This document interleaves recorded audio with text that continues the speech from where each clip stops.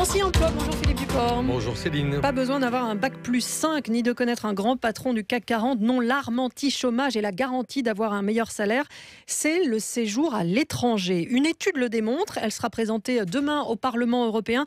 Et Philippe, vous en avez déjà pris connaissance. Oui, c'est une étude géante menée auprès de 33 500 jeunes Français sur 3 ans. Et ces résultats donnent envie de franchir les frontières ou de donner fermement le conseil aux plus jeunes d'aller voir ailleurs. Quelques chiffres très frappants. Ceux qui sont partis à l'étranger trouvent un emploi plus vite que ceux qui sont restés chez eux en 2,9 mois contre 4,6 mois pour les plus casaniers. Et ils gagnent mieux leur vie. 1 480 € net pour les voyageurs contre 1 200 € pour ceux qui ne sont pas sortis des frontières. Bonjour Sébastien Thierry. Bonjour. Vous êtes le directeur adjoint de l'agence Erasmus+, qui a dirigé cette enquête. Est-ce que cette prime, ce bonus aux voyageurs est valable pour tous les jeunes, quel que soit leur niveau de diplôme ?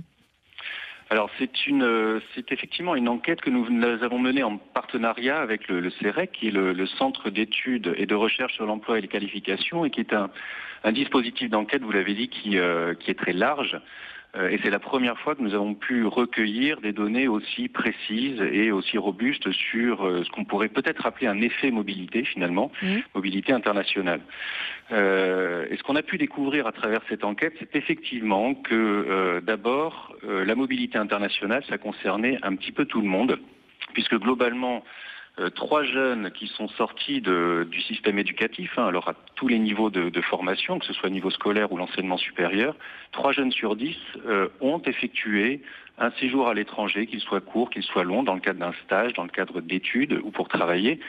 Et que si l'on va plus dans le détail, on s'aperçoit qu'il y a presque 1 jeune sur 4 issu par exemple de ce qu'on appelait auparavant les zones urbaines sensibles, 4 jeunes sur 10 pour des jeunes issus des régions et départements d'outre-mer, ou encore 3 jeunes sur 10, donc exactement dans la moyenne, pour des jeunes issus de zones rurales. Donc on se rend compte que c'est un phénomène qui touche toutes les catégories, toutes les franges de la population et des jeunes. Et donc pour tous ces jeunes, quel que soit leur niveau d'études, leur niveau de diplôme, il y a vraiment un effet bénéfique du séjour à l'étranger, c'est bien ça ?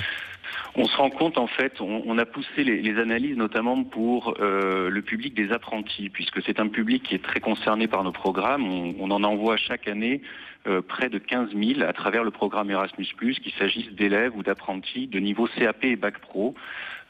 Et sur les résultats effectivement qu'on a pu trouver, la mobilité internationale a un effet, qu'il s'agisse dans leur trajectoire de leur statut professionnel, c'est-à-dire qu'ils ont davantage tendance à être cadre ou profession intermédiaire, et un effet qui s'avère assez fort sur le salaire moyen des apprentis. Ce séjour à l'étranger, qu'est-ce que c'est ? Est-ce qu'il suffit par exemple d'aller faire un séjour, d'avoir décroché des petits boulots, de passer un peu de temps à l'étranger, ou il faut vraiment reprendre des études à l'étranger, faire un travail un peu sérieux ? C'est quoi ce séjour à l'étranger ? Qu'est-ce qui paye ?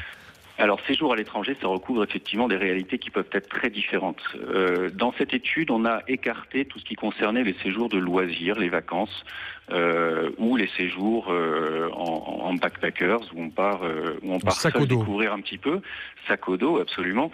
Il s'agit de séjours dits encadrés. Donc, soit dans le cadre des études, on part effectuer un semestre, une année d'études à l'étranger, souvent dans l'enseignement supérieur.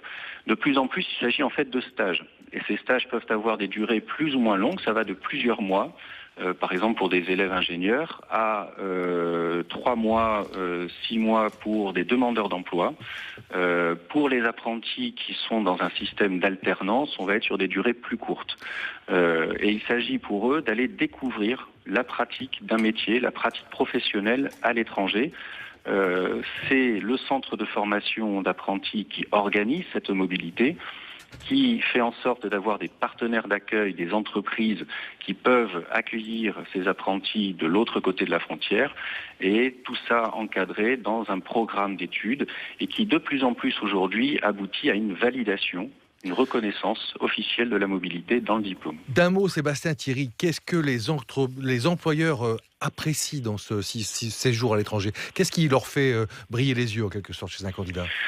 Alors, ce qui fait briller les yeux des employeurs, c'est autonomie, adaptation. c'est vraiment ce qui ressort à la suite de ces séjours. Ces jeunes qui reviennent sont transformés, les formateurs le disent, les employeurs le disent, et c'est vraiment ce qui fait la différence. Sébastien Thierry, merci beaucoup d'avoir été l'invité d'Ancien Emploi. On se Merci à retrouve vous. demain, Philippe Duport.